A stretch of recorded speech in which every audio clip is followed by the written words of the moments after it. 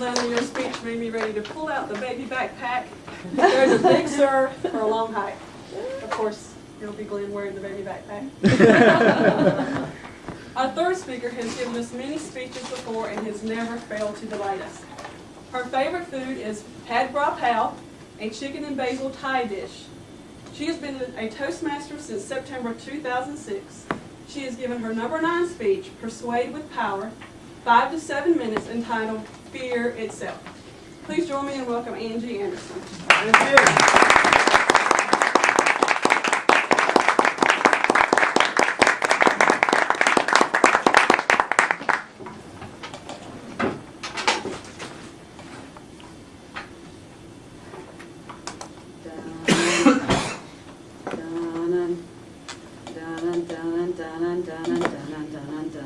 Didn't you all just look around for a great white shark?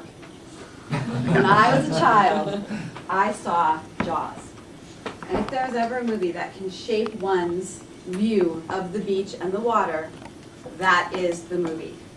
The music, the scary view of the shadow in the water, petrified me and made me afraid to go in the water for years. That doesn't mean I didn't go in the water. I was just on the lookout.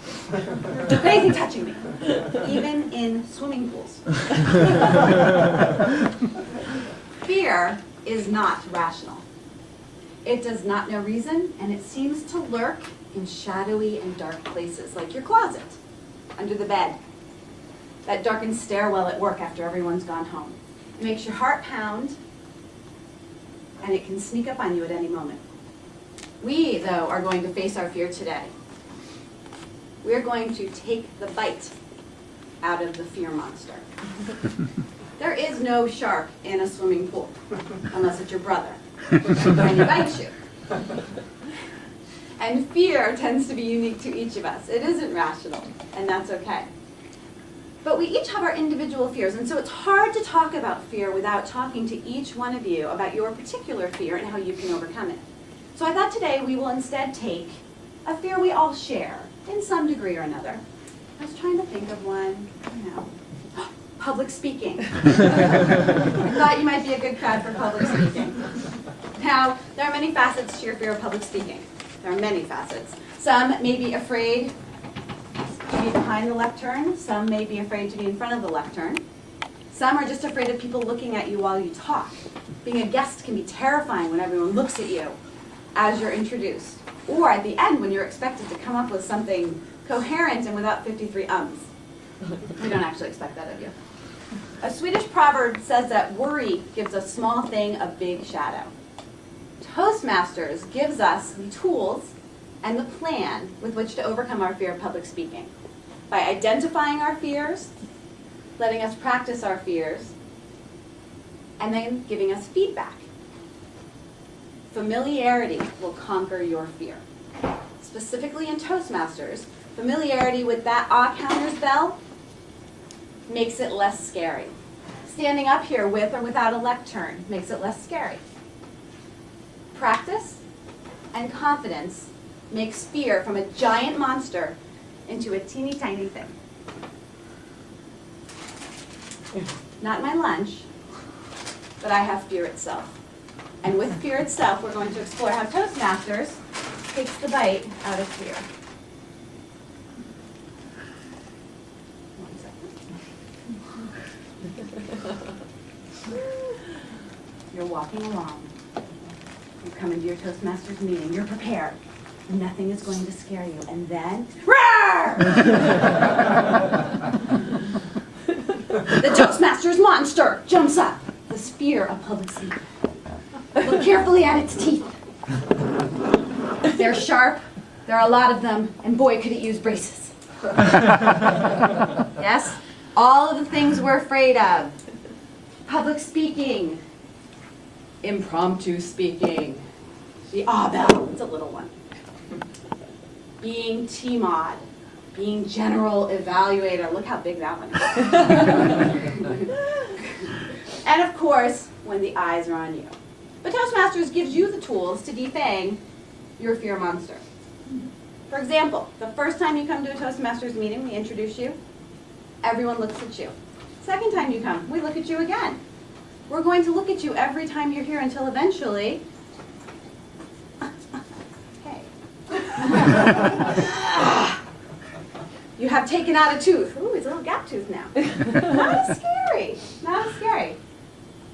The next thing you might do after joining is be called on for table topics.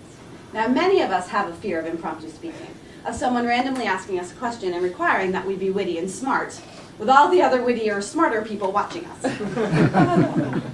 It's a big one, but with enough practice and clapping at the end, there's the feedback, and ribbons, the other thing Toastmasters gives us, we've defanged yet another one. All right, he's not looking as scary anymore. Looking kind of defanged. Ah, the dreaded ah bell. You know, as soon as you get up,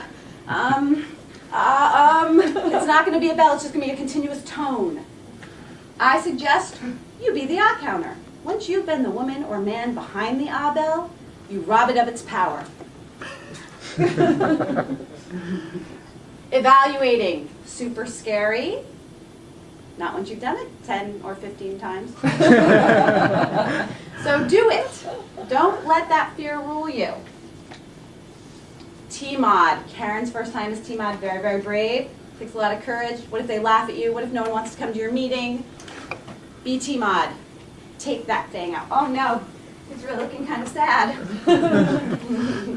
Your general evaluator. You are the person judging the meeting. You're judging people, and you have to talk in front of them. Impromptu, 3 to 4 minutes, and tell them something that makes sense. General evaluator might take a couple of tugs, but then it comes out. And finally, when you have completed your competent communicator and your competent leader manual of Toastmasters, the fear of public speaking will be gone, and you will be left with not a monster, but a sock puppet. Now, Eleanor Roosevelt said, "You gain strength, courage, and confidence by every experience in which you are really required to look fear in the face. You must do that thing which you cannot do." Courage is not, according to Lieutenant John B. Putnam, the lack of fear, but the ability to face it. So I encourage you to go home or go out and face your own personal fear monster. Pull those teeth one at a time. Practice, practice, gain confidence, and your personal monster will be just a sock puppet. Miss Madam Toastmaster.